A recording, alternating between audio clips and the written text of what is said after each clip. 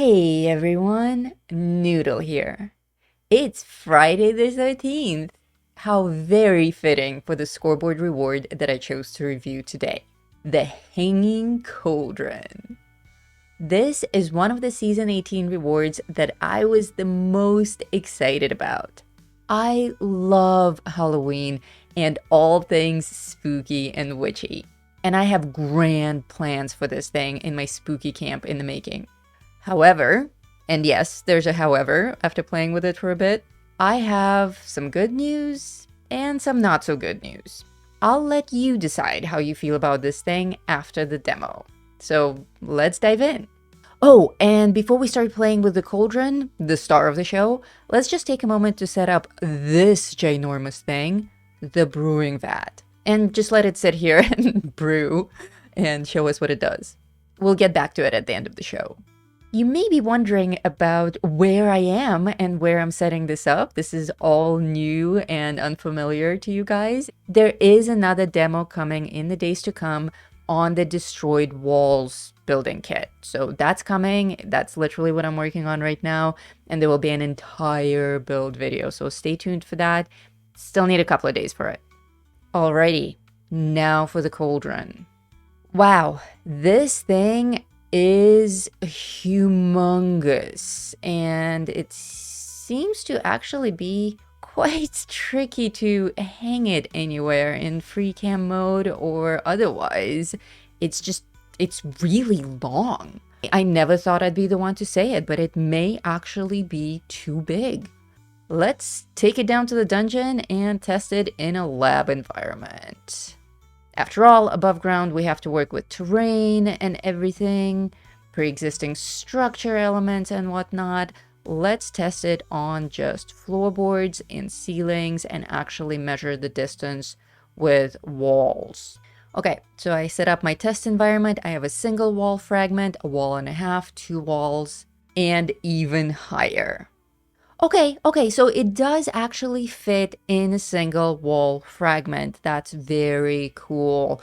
Though it hangs dangerously close to the ground. Like, if there is terrain or if you have any kind of decorative objects in your house, there may be a conflict here. I'm surprised. I expected it to hang a little bit higher based on that preview photo. Let's go back to it. Oh, I see what they did here. Look at the roof up there. Those are corner roof pieces. So actually, it's not hanging at roof level. It's hanging a little bit higher, and that's why it's off the ground like that. Those sneaky bastards.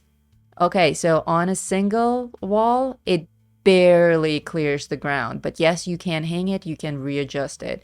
And then obviously, for the rest of these, it hangs pretty easily. Aesthetically, this thing is gorgeous. I love the steam that's coming out of it. Let's see how it works in various camps. Let's go to my Fort Fortress camp, the Moth Home. Now, this camp is maxed out on budget. I literally have one item left, so we'll have to move it around. And this is my terrace with a flat gazebo roof. And yeah, I can hang it here, but again, look, it barely clears the ground. I have a whole back area here for my workbenches, and I can't actually hang it there because the roof is barely just slightly tapered down. These terrace pieces right here, the roof isn't perfectly flat. It's a little bit slanted, so that makes it impossible for me to hang my cauldron anywhere where it would actually be useful. So let's take it to the gazebo. The gazebo, you can see the roof is also just barely slanted, and it looks like I can place the cauldron right in the middle. So I don't know, you guys. I'm kind of torn on this thing, honestly. Like, it's gorgeous. It checks off all the aesthetic points for me, the realism, the chains, the textures. I'm really big on atmospheric effects, so the steam is absolutely glorious here. I love it, but it's like something this heavy, I think, should just sit on the floor, and if it's a hanging item, it shouldn't be this big. I am completely torn. It's beautiful, but like the only thing that I can say about it is just it's too big to be functional. And yes, I am actually saying it. It can be too big, you guys. Bigger is not always better. Looking at this gazebo, it almost fits the theme. It almost looks cool here, but it makes no contextual sense whatsoever. Why would this thing be hanging here? Let's try a different camp. River Ruin. River Ruin is everyone's favorite camp of mine. This is a pre-existing structure that I took over, and it's one of my favorites. This is the one with the cockroach as the wedding ring. So here I have also a back patio where I have my workbenches and my cooking stations, and that would be a perfect place for this cauldron. But look, it sinks into the floor. You can't actually hang it here. And this part, the back porch, this isn't a pre-existing structure. This is a back porch that I built out to add onto the building. So this is the standard porch building kit, and it does not fit in any place that is remotely practical. I was actually able to attach it to the front of the house to the actual pre-existing porch, and it looks a little bit, just a little bit ridiculous. Look at it. Like actually sitting on the floor. This is so stupid. It's just stupid. It's this big dumb cauldron that I can't use anywhere. And speaking of big and dumb, look at this Sicilian espresso machine that I set up. It's obnoxiously huge. It's comical how bulbous this thing is for that tiny little espresso cup.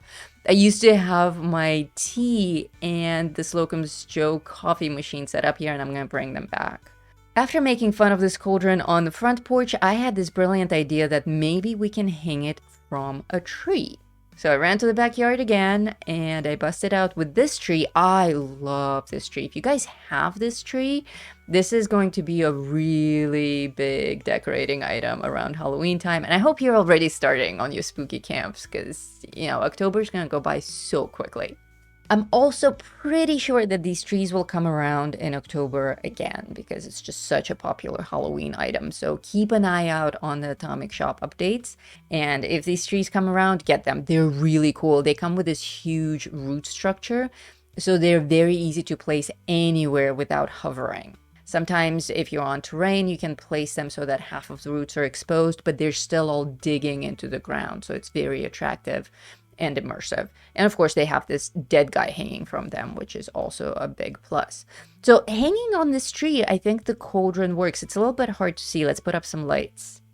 Okay, that's the look I was going for. That is gorgeous. With the guy and the cage and our orange paper lanterns, the cauldron actually looks amazing. It hangs just at the right height. I saw that I could hang it on various branches actually, but this one makes the most sense. It works with the rusted iron work that we have on this wooden cage, the chains, everything. Of course, thematically, it makes perfect sense. We have this creepy tree and a dead guy in the cage and a cauldron and our Halloween lights. Like, this ensemble works, but you have to have this tree and these lights to replicate it. If you don't have this, then you're kind of limited to where else you can hang this thing. And as we saw from hopping camps, it's actually quite limited. Like, if you're working with a pre-existing structure, there aren't that many places you can hang this thing. If you have a structure that you created from scratch, you kind of have to plan ahead around this thing, making sure that you have rooms or patios with a ceiling that is high enough to hang it. Let's go back to what I call the cheese house, because the walls are like Swiss cheese or Appalachian cheese, as you guys pointed out to me in the last video.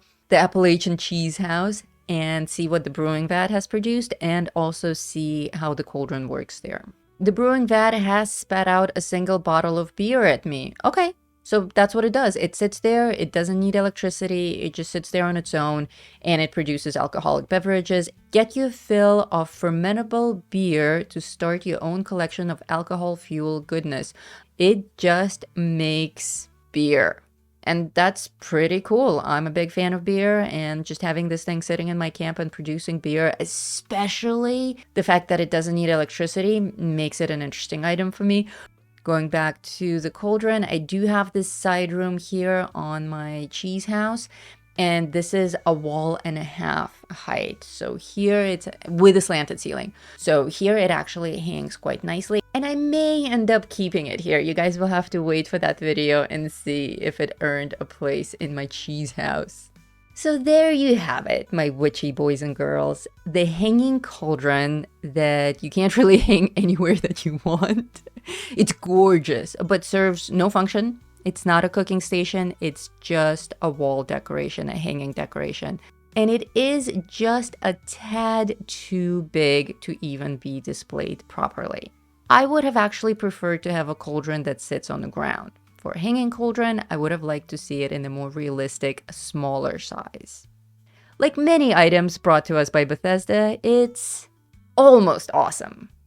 Noodle pants. One half of Game Aviator. If you enjoy my item reviews, please feel free to make requests in the comments. Do check out the previous ones that I've already done, give this one a like, and consider becoming a member to help support this channel. Thank you so much for watching. And until next time, stay safe out there, Vault Dwellers.